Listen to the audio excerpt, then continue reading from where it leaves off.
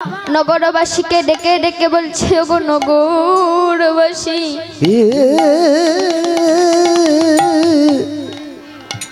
আমি এত সুন্দর দেহ পেয়ে একদিন তো আমি গোবিন্দকে ডাকার সময় পেলাম না। আমার তো দিনে দিনে গনা দিন ফুরিয়ে গেল।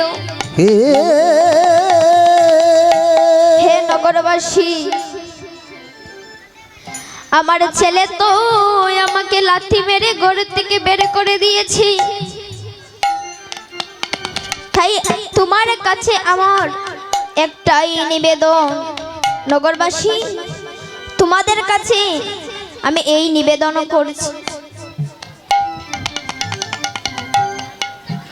ছেলে তো আমাকে পর করে দিয়েছে, তাই তোমাদের কাছে এই নিবেদন, যেদিন আমার প্রাণ পাখি উড়ে যাবে, নগরবাসীকে ডেকে ডেকে বলছে, নগরবাসী, ওগো আমি যেদিন যাব চলে,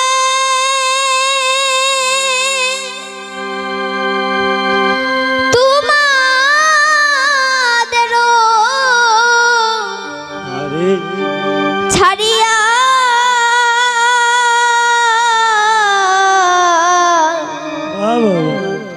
চন্দনেরও ফুটায় আমায় দিও পরাইয়া, চন্দনেরও ফুটায় আমায় দিও পরাইয়া, চন্দনেরও ফুটায় আমায় দিও পরাইয়া।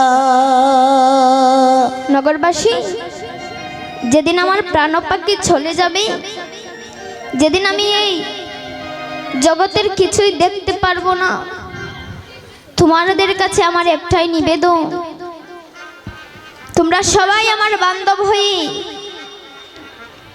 আমার শেষের কাজটা সম্পন্ন করে দিও। তোমাদের কাছে এই নিবেদন, যখন প্রাণ পাখি আমার চলে যাবে, সর্ব অঙ্গে চন্দন দিয়ে কৃষ্ণ নাম লিখে দিয়ে। ওগো নগরবাসী, সেদিন তোমরা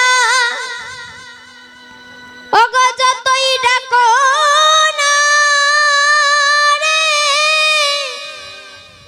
আমি ফিরে এসে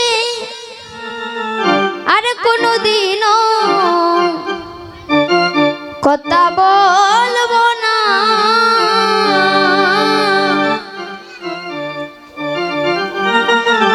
আমার সব কিছু রবে পড়িয়া, আমি দেখব না আর চাহিয়া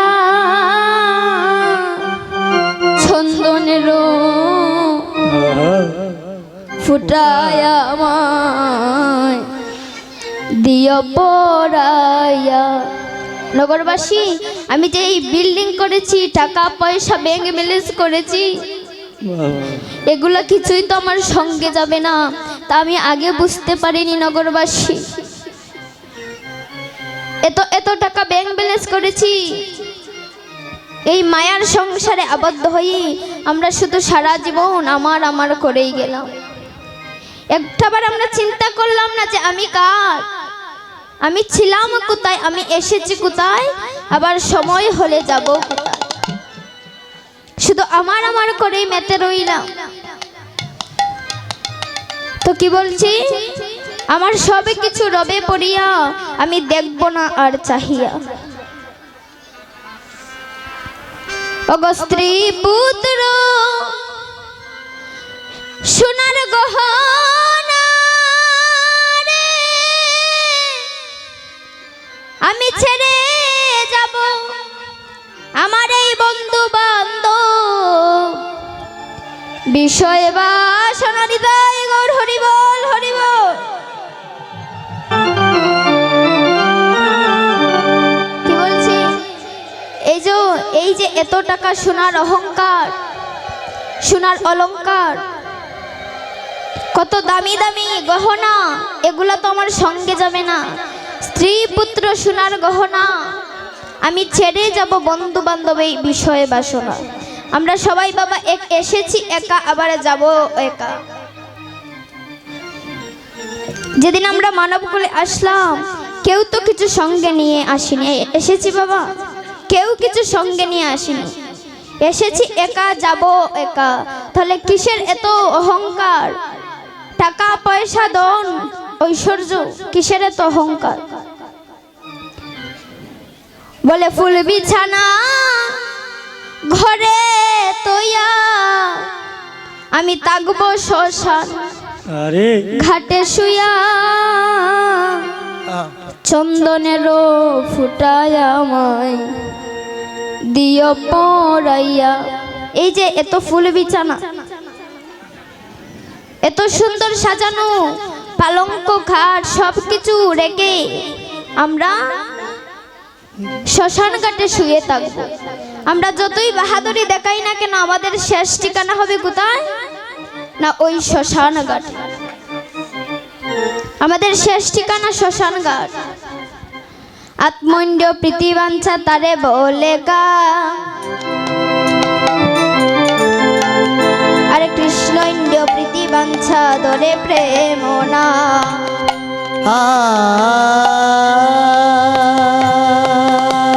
যে তীর্থে বৈষ্ণব নাই সেই তীর্থে নাহি যায়, নাহি যা কি লাভ হাটিয়া দূরদেশ, যেতায় বৈষ্ণবগণ সেই স্থানই তো বৃন্দাবন। মহাপ্রভু বলেছে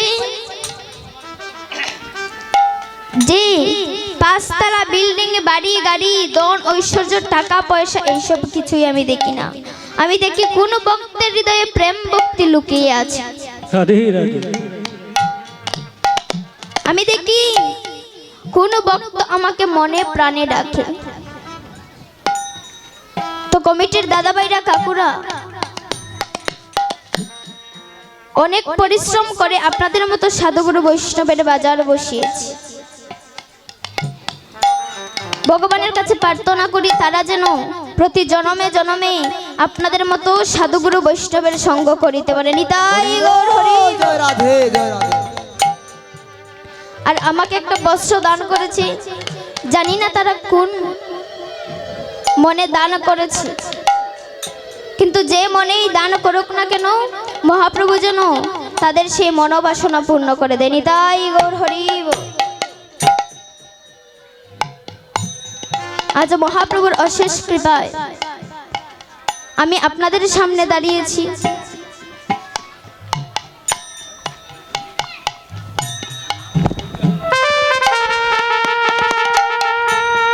তো জানি না আমি কি বলবো, তবে হ্যাঁ ভগবান বলেছে যে ভক্তের কৃপা হলে ভগবানেরও কৃপা হয়ে যায়।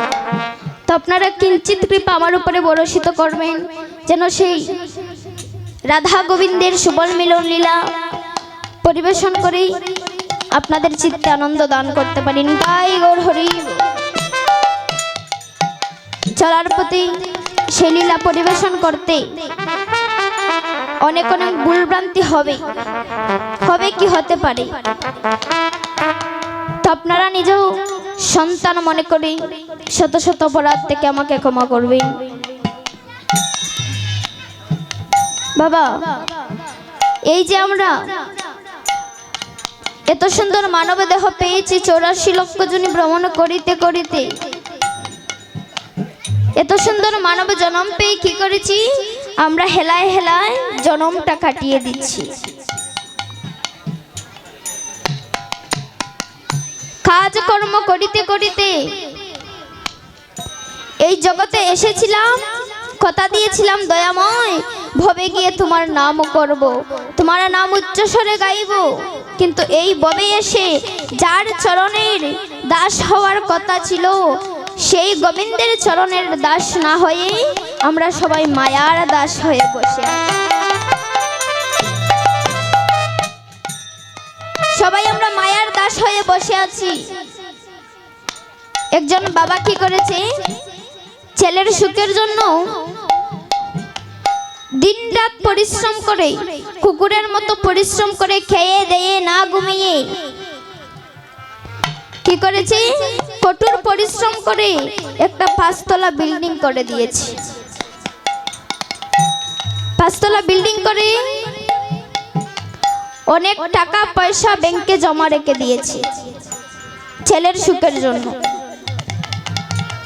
তো বাবা মনে মনে ভাবছি, যাক আগামী কাল থেকে তাহলে আমার ছুটি হলো। আগামী কাল থেকে আমি গৌর গোবিন্দের নাম গুণ কীর্তন করব, সাধু সঙ্গ করব, ভক্ত সঙ্গ করব। যেই না আগামী কাল আসলো বাবা, যেই না কাল এসেছে, বাবা কি করেছে, অসুস্থ হয়ে বিছানায় পড়ে গেছে। বিছানায় পড়ে গেছে অসুস্থ হয়ে। এখন ছেলে গিয়ে দেখছে বাবার এমন একটা রোগ হয়েছে তা কখনো ভালো হবে না। তো ছেলে গিয়ে বাবাকে ডেকে ডেকে বলছে, বাবা, ও বাবা, তোমার যে রোগ হয়েছে সেটা তো ভালো হবে না। তো আমি এক কাজ করি বাবা, তোমাকে নিয়ে গোয়াল ঘরে রেখে আসি, আরে না হলে তোমার যে রোগটা এসেছে সেই রোগটা যদি আমাদেরও চলে আসে। দেখেছেন সংসার, এটাই তো সংসারের খেলা। বলে তোমার রোগটা যদি আমার চলে আসে, কিন্তু সেই বাবা ছেলের সুখের জন্য দিনরাত পরিশ্রম করেছে, 5 তলা বিল্ডিং করে দিয়েছে একমাত্র ছেলের সুখের জন্য। আর সেই ছেলে কি বলছে, চলো তোমাকে নিয়ে গোয়ালঘরের বারান্দায় রেখে আসি। তাহলে এই যে 5 তলা বিল্ডিং করলো কার জন্য? সেই বিল্ডিং এ তো একটা দিন আরাম করে ঘুমাতেও পারলো না।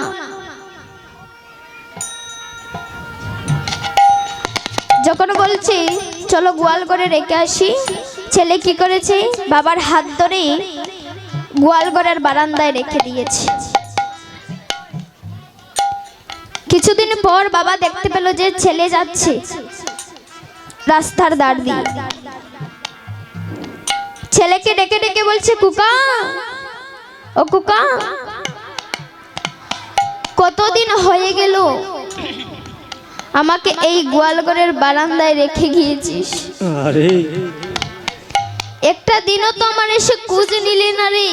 বাবা, কুকা, তোর জন্য আমার এত সুন্দর দেহটা মলিন করলাম, তোর সুখের জন্য দিনরাত পরিশ্রম করে আমার এই দেহটাকে মলিন করে ফেলেছি। আর তুই আজ আমাকে গোয়ালঘরের বারান্দায় রেখে গেলি, একটাবার এসে খোঁজ নিলি না। বাবা চল না, আমার হাতটা ধরে একটু বাজারে থেকে ঘুরিয়ে নিয়ে আসবি। কতদিন হলো বাজারে আমি যাই না, তো চল না একটু বাজার থেকে ঘুরে আসি। তখন ছেলে বাবার ডাক শুনলো না, কি করেছে, পেছন দিকে না তাকিয়ে বাড়িতে চলে গেছে। তখন বাবা মনে মনে ভাবছে, এত সুন্দর দেহ পেয়েছি আমি, গোবিন্দ ভজন করব করব বলে আমার এই সোনার দেহটা মলিন হয়ে গেল। একদিন আমি গোবিন্দকে ডাকার সময় পেলাম না। আমার ছেলের সুখের জন্য আমি গোবিন্দের কথা বাদ দিয়ে শুধু আমি দিনরাত পরিশ্রম করেছি। আর এখন 5 তলা বিল্ডিং করেছি, ছেলের সুখ হয়েছে, টাকা পয়সা ব্যাংক ব্যালেন্স করে দিয়েছি, ছেলে আমাকে লাথি মেরে ঘর থেকে বের করে দিয়েছে। হরি বল, হরি বল।